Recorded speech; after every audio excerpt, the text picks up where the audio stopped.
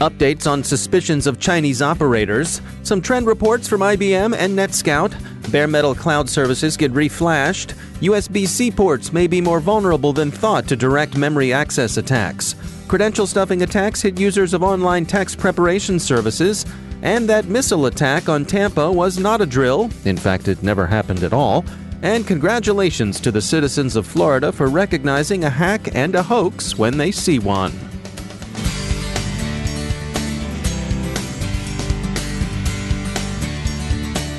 Now I'd like to share some words about our sponsor, Akamai. You're familiar with cloud security, but what about security at the edge?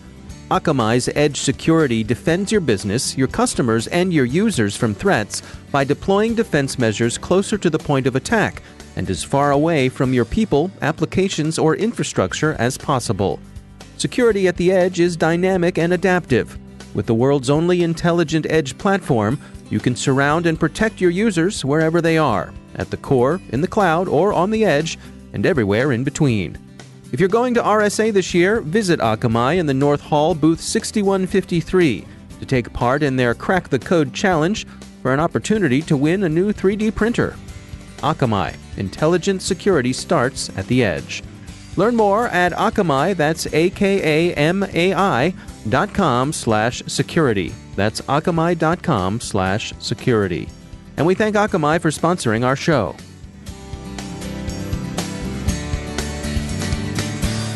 The CyberWire podcast is made possible in part by RSA Conference, taking place March 4th through the 8th at the Moscone Center in San Francisco. The CyberWire is a proud media sponsor of RSA Conference, where the world talks security. Learn more and register today at rsaconference.com/CyberWire19. From the CyberWire studios at Data Tribe, I'm Dave Bittner with your CyberWire summary for Tuesday, February 26, 2019. Investigation of the wave of hacking Australia's parliament and major political parties sustained continues. Speculation, and it's important to note that the speculation, while informed, is determinedly unofficial. Well, speculation has centered on Chinese intelligence services. Some are calling for the Australian government to just go ahead and get the attribution over with, but their deliberation is commendable. Attribution is notoriously tricky, but eventually the investigation will reach a conclusion. The question, as a note in ZDNet points out, is whether the investigators will be willing and able to show their work. Australia has already taken steps to keep Huawei out of its 5G networks before this latest round of incidents, none of which, by the way, seem to implicate Huawei. In the U.S., there are calls in Congress to go even farther than that and ban the company's hardware from even legacy networks. Huawei continues to insist that the Americans have zero evidence that there are any security problems with their devices. IBM's X-Force released its 2018 Threat Intelligence Index report this morning. They found that ransomware declined while cryptojacking rose. The researchers also found that misconfigurations continue to be a problem for organizations, with public disclosure of such incidents up by 20% over 2017. Scammers continue to make heavy use of business email compromise, so watch out for social engineering. And attackers are taking a much greater interest in the transportation sector. That industry was the second most attacked in 2018, rising from the 10th place it occupied in 2017. NETSCOUT also released a trend report today. They find an increasing threat to the Internet of Things, with IoT devices coming under attack as soon as 5 minutes after their installation. Much of the attention attackers give these devices is done to mount distributed denial-of-service attacks. NETSCOUT also thinks they're observing more involvement of nation-states in the conduct of such DDoS campaigns. Security firm Eclipsium this morning released a study of potential security issues that arise with bare metal cloud services. IBM, among the vendors affected, responded yesterday by requiring that all baseboard management controllers, quote, be reflashed with factory firmware before they are reprovisioned to other customers, end quote. Eclipsium says it's pleased to learn of this mitigation, but that they disagree with IBM's assessment of the vulnerability as low severity. Eclipsium thinks it more serious than that. Do dongles make you nervous? Do you worry about that thumb drive? How about USB chargers? Well, worry. New research from the University of Cambridge and Rice University shows that computers with USB-C ports are more vulnerable to direct memory access attacks than previously thought. Current protection provided by Input-Output Memory Management Units, or IOMMUs, was found to be insufficient. As a result, Cambridge says many computers running Windows, Mac OS, and Linux can be compromised by peripheral devices like chargers. Complete remediation will require changes in system design on the part of the technology companies, which the researchers say is in progress. Until then, users are advised to avoid connecting untrusted devices to their platforms. Looking toward the business side of cybersecurity, the sector as a whole continues to be hot with venture capital investors. We checked in with Guarav Tuli, partner at F Prime Capital, for his take on the market. VC funding in security is really robust, and it's been steadily growing from kind of $1 to $2 billion per year several years ago to now it's approaching $5 billion a year. And today, security is one of the largest areas of investment in venture capital. And that's a pretty big statement considering how much money is going into private companies. The common wisdom, I think it is still yet to be refuted, is that, cybersecurity has been effectively an evergreen area. And that although, we look at the market today and there's thousands of companies and it feels overfunded, the reality is that it's really hard to be an enterprise and win. And you're fighting against attackers that are incredibly sophisticated technology, incredibly sophisticated experience, potentially backed by governments. It is a monumental task to keep up. And at the same time, you've got a very, very rapidly expanding threat landscape. So the ability for incumbents, typically large security vendors or diversified technology vendors to keep up and continue to supply enterprises with the technology they need to protect themselves. And that's a really difficult problem to solve. And that's why startups have been so important and I think will always be important in cybersecurity. And that's why the investment continues. Now, the companies that you're seeing at F Prime Capital, what are the things that set the folks apart, the ones that catch your attention, the ones you want to spend time with? What are the differentiating factors for them? It's a great question. So, we are very long-term optimistic on the space. So I think we continue to see lots of areas of innovation in security, lots of companies that we like. And the questions we ask ourselves in security are similar to the questions we ask ourselves in many other areas, which is, let's understand the founder and their motivations. Let's understand how this company will exist in its environment, the product, the defensibility around it, and finally, how's it doing? There are very few enterprises, less than 1%, that have the luxury of, massive IT budgets, massive, potentially unlimited security budgets. I put Bank of America and JP Morgan and Citigroup into that bucket. They're very well paid CISOs, large security engineering teams. They're building custom protection, custom monitoring, custom response, security operations centers that are heavily staffed. But, outside of this kind of Fortune 500, Global 2000, most companies frankly have very little. And, we speak to many of these companies and they'll have a designated IT guy as their informal CISO. And it's a really daunting job if you're alone and if you're new to security. So we look for interesting solutions that can both solve this problem, which is, how do I help organizations that just can't scale up on the human resource side to manage, more security alerts or more vendors, but at the same time, protect them, allow them to respond efficiently and quickly, and understand their environment. So the kind of companies that can do that, and I think we have several in our portfolio that we're really excited about, that really catches our eye, because not only can you solve the problem for that 99% that don't have the resources to do it, you can scale up and still help very large enterprises, which tend to have the larger budgets. Do you have any advice or words of wisdom for that person who's sitting in their garage or basement, thinks that they have a better mousetrap, a better way to solve some of these problems? Any tips or words of wisdom for them to prepare themselves to be properly prepared for going out and speaking to folks like you? Ultimately, I think it's the most important consideration any security entrepreneur should have, and I think the best ones do, is around understanding the customer and understanding the customer need. And that's what we believe all of our companies are guided towards that kind of true north, which is how do we significantly improve the lives of our customer?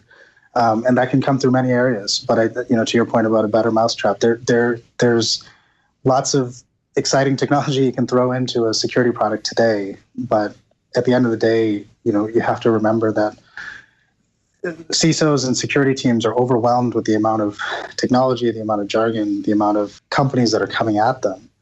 And what they really need is someone to help them solve their problems. Sometimes that's just basic blocking and tackling, and they need a more efficient way of doing it. And sometimes it's, innovative new threat vectors that they need to wrap their heads around. But you really have to spend time with the customer to understand their needs, understand how they think about things, and understand their real problems before you can take a better mousetrap and turn it into a company. That's Guarav Tuli from F Prime Capital. It's tax season in America and in some other places too. It had been reported that TurboTax had been breached, but that seems not to be true. The popular online tax preparation service wasn't itself compromised, but a number of users were. Credential-stuffing attacks appear to have hit an undisclosed number of accounts. And finally, no, the mayor of the city of Tampa is not a delusional lunatic rampaging wildly through social media. He does have a Twitter account, and someone did hijack it. The still unidentified hacker got control of the account for about 5 hours last Thursday and used it to post a series of vile and threatening tweets, including a fake ballistic missile warning. The tweet read, "Ballistic missile inbound thread inbound to Tampa Bay area. Seek immediate shelter. This is not a drill." That's thread, not threat, friends, That's thread, not threat, friends, which would have been redundant in any case, since an inbound missile is as close to a threat by definition as anything ever is in this vale of tears. Of course, the tweet was in all caps, presumably so everyone would get the urgency, because nothing says call to action like caps lock. Tampa's City Hall responded by saying, "Earlier this morning we noticed someone hacked Mayor Buckhorn's Twitter account. This was clearly not Mayor Buckhorn. Upon noticing the hack, we immediately began investigating these reprehensible tweets." So what was reprehensible behind, a false alarm announcing nuclear Armageddon? Well, beyond inbound missiles, the hijacker said that he, she, or they had put a bomb somewhere and looked forward to seeing minorities die. There was a range of sexist and racist invective, along with particularly repellent child abuse content tagged with what Naked Security calls personalities in the gaming community. There's a good news side to this, and that side is the fact that apparently no one took this nonsense seriously. His Honor, Bob Buckhorn, normally tweets normal, upbeat stuff, happily boosting Tampa with encouragement for investment, development, home repair, swapping good ideas, and so on. Depravity and the gaming community really aren't in his line at all. Apparently, people knew that something was amiss, and that it had nothing to do with Mayor Buckhorn. He wouldn't tweet panic, murder, and obscenity. This skeptical response is a pleasing sign to some local herd immunity to epistemic contagion. How did the hijacker get control of the account? Well, the best guess so far is weak passwords, possibly exploited in credential stuffing or a dictionary attack. What about the perpetrators, you might ask? Here, alas, it's a familiar-sounding story. Personalities in the gaming community is probably the key. The skid responsible for the incident sought to shift responsibility to 3 gamers, one of whom said the whole thing came about in the course of an online disagreement. Some of the gamers tagged have been swatted by other gamers in the past. The city of Tampa is working with law enforcement to find the person or persons responsible. Good hunting to you, we say, and be on the lookout for a half-hacker-weight skid who spends way too much time trading skins. And now, a word from our sponsor, Looking Glass Cyber Solutions. Cyber threats are a risky business. Criminals are taking bigger risks than ever before to acquire your organization's sensitive data. As pressure increases, you need a partner to help manage and control your digital business risk. Slide into Looking Glass's booth number 2327 in the South Hall at RSA Conference 2019 to hear how you can better manage your organization's risky business by leveraging their 20-plus years of investment and tradecraft for an outside-in view of your security posture. Or step away from the hectic expo floor for a demo tailored to your business needs in the Looking Glass meeting suites at the Marriott Marquis. Reserve your demo and learn more about Looking Glass at RSA Conference or visit their website, lookingglasscyber.com. That's lookingglasscyber.com. And we thank Looking Glass for sponsoring our show.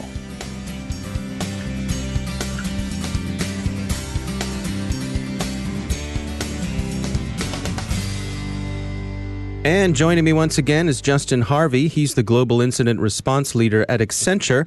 Justin, it's great to have you back. You travel all over the world looking at, responding to these incidents and looking at how people have been attacked and the vulnerabilities that they have. What are the things that you see out there? What are the vulnerabilities that adversaries are really looking for? Well, they're looking for any sort of vulnerability they can use to their advantage. And there's been a lot of talk about 0 days, and 0 days are not used as often as you might think in these cases.